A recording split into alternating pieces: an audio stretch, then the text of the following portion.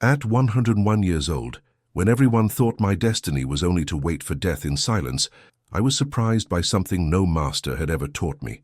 Inside the colossal statue of the Leshan Buddha, I found manuscripts that carried words unknown to me. They were not just ancient letters, they were signs that awakened my sleeping heart. My name is Tenzin Mo, I'm 101 years old, and I live in China. I carried throughout my entire life the title of monastic master, guardian of traditions and elder of my community. I grew up among bells, chants, and incense, believing I had already understood everything I needed to achieve peace.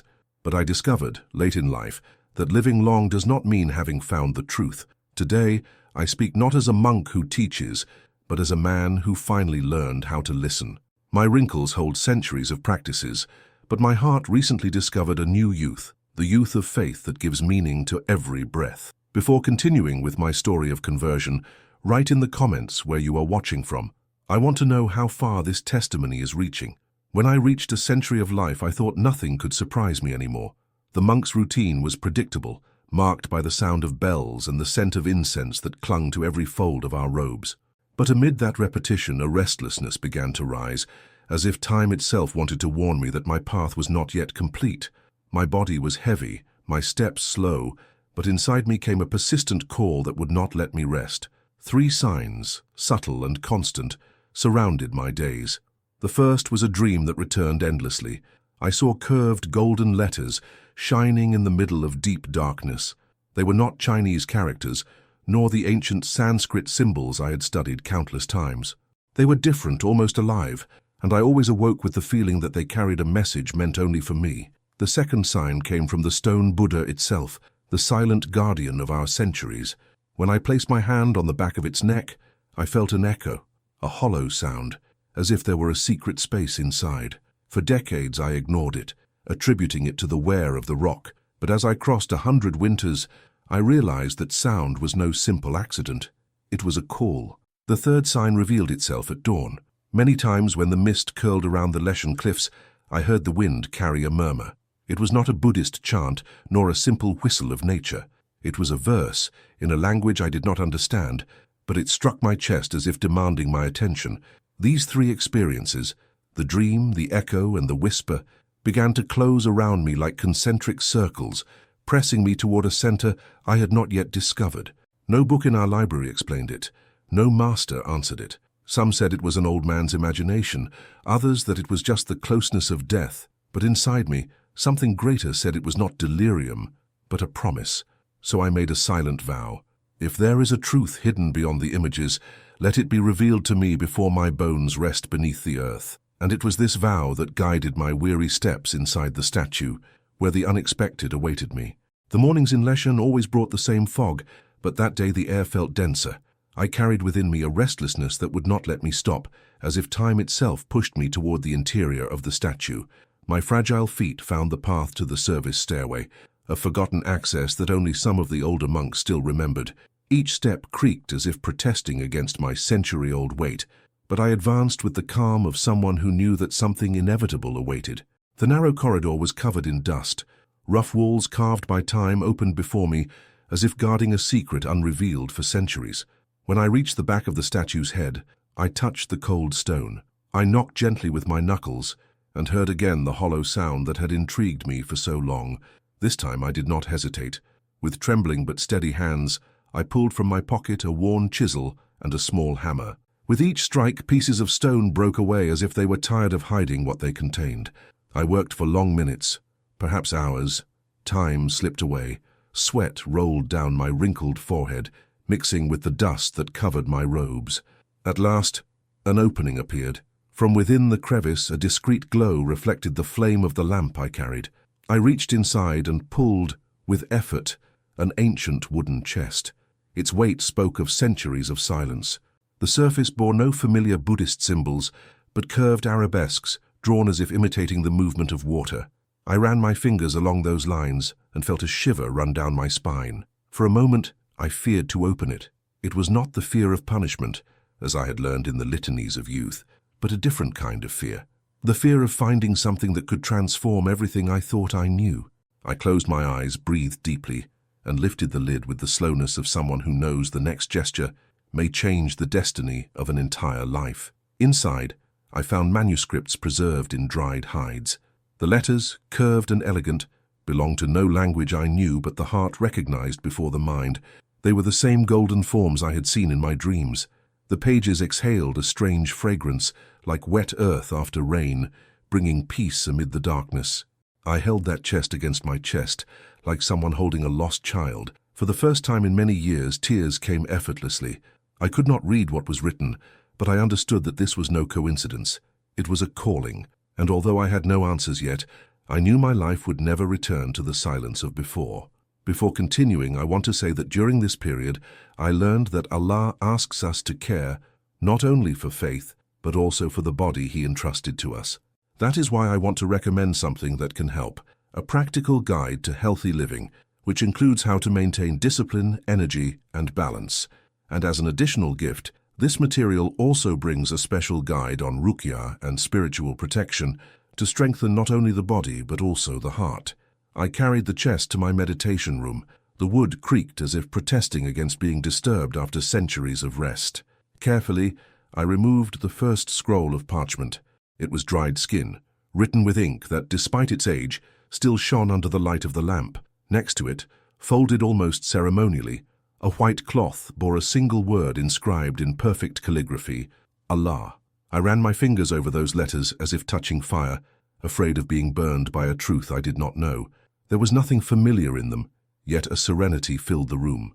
It was as if the strokes were breathing, filling the air with something no incense had ever offered me in all the years of my monastic life. I sat before the chest and spent hours just watching. The scrolls exhaled the scent of ancient earth, reminding me of the fields of my childhood. More than symbols, they were silent witnesses of a time history had forgotten to tell. I knew I did not master that writing, but I also knew I could not ignore it. For days I hid the chest from the eyes of the other monks. In the morning I fulfilled the rituals. At night I returned to my room and opened the manuscripts, as if secretly conversing with a mysterious visitor. My heart told me this was not mere chance. It was the answer to a promise I had made to myself, that truth would find me before death did. I realized, however, that I needed to understand what was before me. Without translation, everything would remain closed like the very crack I had opened in the stone. So I went down to the nearby city under the pretext of buying medicine for my pains. There, I sought out a young teacher known for translating foreign languages. When I placed before him a copy of the first lines, his face turned pale. He asked me where I had taken it from. I requested only two things: that he not ask questions and that he remain silent. The teacher took a deep breath, ran his eyes over the letters and murmured, "This is Arabic. These are verses from the Quran." My whole body trembled. I did not understand the language, but the confirmation that those forms were sacred to millions of people around the world made me feel the weight of the moment.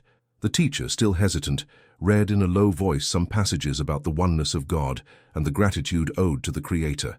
His words, even in simple translation, seemed to pass through the room like light through glass.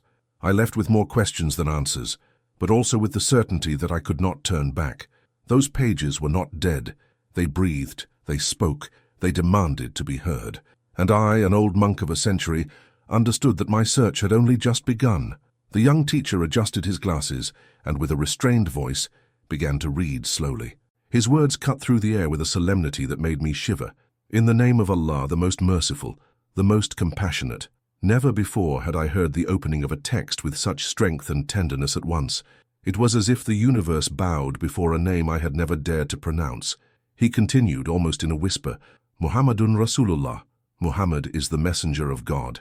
At that moment, the ground seemed to retreat beneath my feet. I, who for more than a century had recited Buddhist mantras and kept silence before millennia of tradition, stood before words that did not speak of statues or intermediaries, but of an absolute creator, unique, accessible to any human being who sought him with a sincere heart. The room felt small. My chest pounded like when, as a boy, I ran up the monastery stairs. I looked at the scrolls, then at the white cloth where the name of Allah was inscribed. Something within me recognized, even before I understood. That name carried a different weight, not of fear, but of encounter. I brought my hands to my face and for a moment wept in silence. The words I had just heard were not only a foreign sound, they were a key. I understood that all my life I had prayed into emptiness, wondering if anyone was listening. Now I realized that someone existed and had always been there. The teacher watched me cautiously, as if afraid he had gone too far. He only said, "This is recited every day by Muslims anywhere in the world." I was astonished. Men and women in villages or distant cities pronounced the name I had never known. It was not the faith of a few, but of multitudes who turned directly to the Creator. I pressed the texts against my chest and felt warmth run through my aged body. I left the teacher's house without looking back. Each step back to the monastery seemed to take me to a time before time, as if returning to the source I had always longed to find. When I stood before the statue, I no longer saw it as mute stone. It was now the guardian of a secret the world had hidden for centuries. I leaned my forehead against the colossus and murmured, trembling, "Allah." It was the first time I pronounced that name, and in that moment I realized my journey no longer belonged to the shadows of doubt, but to the light of a discovery that would change my destiny. Days later, I returned to the chest as if visiting a hidden sanctuary. My fingers, already fragile with age, removed a small object I had not noticed before, a wooden tablet darkened by time. It bore fine characters, almost erased, but one name shone beyond all doubt: Zulkifl. The impact was immediate. I did not know that name. It did not belong to the legends of my monastery, nor to the sutras repeated countless times over decades.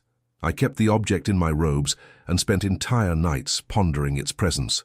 What did it mean? Who was Zulkifl? The answer came little by little. In the pauses of monastic routine, I consulted old dictionaries and risked questions with the young teacher who had already helped me before. It was he who lifted the veil. Zulkifl is recognized in Islam as a prophet, a man of patience, of justice, of steadfastness in the face of trials. On hearing this, I shuddered. My aged heart understood something my mind resisted.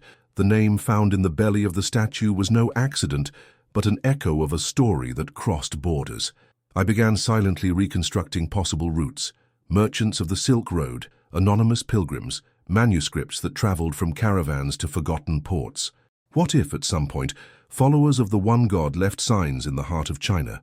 What if the great stone image, symbol of contemplation, had guarded for centuries a silent testimony of monotheism? These questions followed me like a faithful shadow. I no longer saw only stone when I looked at the giant Buddha. I felt that beneath its surface rested a message directed not to monks or kings, but to any heart willing to listen. I began to wonder if God, in His mercy, had allowed His name to remain hidden inside an idol precisely so it could cross the centuries protected until it was rediscovered. At that stage, my nights became internal dialogues. I repeated the name Zulkifl as if it were a mantra, not to venerate but to understand. With each repetition, the weight of history entered me. Patience, justice, perseverance. Virtues I had sought all my life in vows, fasts, and disciplines, but that now shone with new light. A bold thought was born. Perhaps the statue was not just silent stone. Perhaps it was a witness, not of syncretism, but of a preserved truth. The Creator, who does not accept images, had ironically chosen to leave signs inside the greatest image of the East, not as contradiction, but as mercy, so that a 101-year-old monk could find them when the time was ripe. It was at that point I realized I was no longer just studying a riddle. I was being called. The name carved on that little tablet would not let me rest. It was as if Allah had whispered between stones and centuries, waiting for someone at last to hear. All my life I had grown used to thinking of choices as narrow corridors. Either you enter or they close. But when I found the manuscripts and the tablet with the name Zulkifl, I realized that truth offered me not a corridor, but 3 half-open doors, each demanding courage. I could no longer ignore them. The first door was authenticity. I did not want my heart to be deceived by illusions or forgeries. So discreetly I took some fragments to scholars in the city. A young teacher compared the inscriptions with ancient Quranic translations. He had no doubts. They are authentic verses, preserved with great care. Hearing this lifted a weight from my shoulders. It was not the delusion of a weary old man, but a real inheritance, hidden beneath stone by unknown hands. The second door was recitation.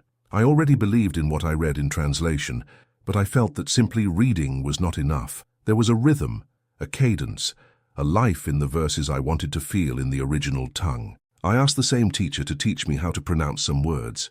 He was surprised. "At your age you want to learn Arabic?" I only smiled. After 100 winters, only now do I feel I am about to begin living. My first attempts were fragile. My tongue stumbled, but every syllable sounded like fresh water. Bismillahir-Rahmanir-Rahim. With each repetition, it felt as if the weight of a century dissolved into the air. The third door was spiritual understanding. Who was Zulkifl after all? A name lost on ancient tablets or a silent guide for my final passage.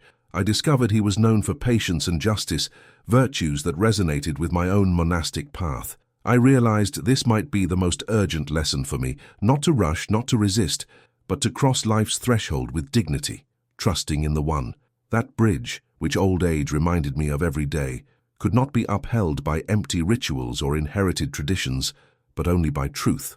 As I kept these three pursuits open, something curious happened. My prayers, once repetitive and mechanical, began to change. I no longer asked for protection from images or ancestral spirits. I began to speak directly to the Creator, in simple words. If what I have found is yours, confirm it within me. If my hour is near, let me depart in peace with you. And in each supplication, the emptiness that had followed me for decades was filled with a serenity I had never known in any previous ceremony. The monastery carried on with its chants and rituals, but inside me, another music played. It was like sitting between two worlds, one of tradition and appearance, the other of clarity and surrender, and above all, the constant reminder of age, 101 years weighing on my bones, but easing the rush. I realized it was not too late. It was exactly the right time. These three doors did not exclude each other. On the contrary, each prepared me for the next. Authenticity gave firmness, recitation gave life, and the patience of Zulkifl showed me the path. There was no need to hurry, there was a need to remain. And in the silence of dawn, when the wind cut against the valley's stones, I felt the Creator watching me, not as a distant judge, but as a compassionate Lord who had waited an entire century for me to have the courage to cross. When I decided to present my findings to the elders of the monastery, my legs trembled more than usual. It was not just age. It was the awareness that I carried something greater than any ritual we had repeated for decades. I entered the meeting hall as one enters a silent tribunal. The walls were covered with old banners, the smell of incense hung in the air, and every face seemed carved by caution. I showed the chest, described the manuscripts, and humbly repeated some words I had already learned. The silence was heavy, almost suffocating. One of the oldest, his voice broken, murmured, "Do not wake the dead from stone. If this secret was hidden for centuries, perhaps it was not meant to be revealed." Another, unable to disguise his tears, only lowered his head. In their eyes I saw a mixture of fear and reverence, as if the truth were too great to be touched without risk of ruin. Finally, the abbot, with an austere gaze, spoke in a balanced tone. "If you wish to study, study. If you wish to pray, pray. But do not disturb the faith of those who have not yet questioned. Tradition is a fragile boat, and many would drown if they discovered an unexpected current." His words sounded both like permission and like a sentence. I had freedom to continue, but I was condemned to walk alone. I left the room with my heart tight. The weight of their eyes followed me. Some looked at me with suspicion, as if I had opened a forbidden door. Others turned their eyes away, afraid of being contaminated simply by sharing my silence. That night, when I crossed the monastery courtyard, I realized every step echoed more deeply. I had received a veiled consent, but also a clear warning. There would be no company on this path. Curiously, that isolation did not crush me. It gave me clarity. I understood that as much as I respected community, there were questions only I could carry to the end. A century of life had taught me that blind obedience never produces true wisdom, and for the first time I realized my solitude would be my ally, not my prison. Still, the pain of distance was real. I felt like a foreigner inside the place where I had grown old. The chants sounded different, as if they no longer called me. The eyes that once revered me as a master now weighed on me like a burden. I was not persecuted or punished, but I had become invisible, and that invisibility carried the bitter taste of separation. It was in that interval that I learned the value of patience. Not the patience of one who simply waits, but of one who remains firm, even when the applause ends and silence becomes the only response. I remembered Zulkifl, whose patience was remembered in the lines of scripture. Perhaps I was, without realizing it, entering the same path, carrying a truth without demanding applause, only remaining faithful to it. Thus, I accepted the counsel and the weight of their eyes as part of my passage. It was not complete rejection, nor full acceptance. It was a threshold, a narrow space where faith needed to mature, and there, in that solitary space, I understood that solitude, when lived before the Creator, is not absence. It is presence in its purest state. The weeks that followed were marked by a different silence, not the silence of the monastery's corridors, broken by bells or chants, but an inner silence, profound, as if my very soul had been summoned to answer. I spent 40 dawns opening the translated Quran alongside the Arabic version, still unable to pronounce the sacred words perfectly, but letting each verse penetrate like light into ancient stone. I read slowly, underlined, returned to the same passages. I felt that even without understanding every detail, something greater understood me. In those dawns, my practice changed. I no longer repeated empty mantras, nor sought carved images. I simply bowed and let my forehead touch the cold ground. I discovered that in that gesture there were no intermediaries, no master needed to intercede, no symbol needed to translate. There was only me and the one who had created me. The more I prostrated, the clearer it became.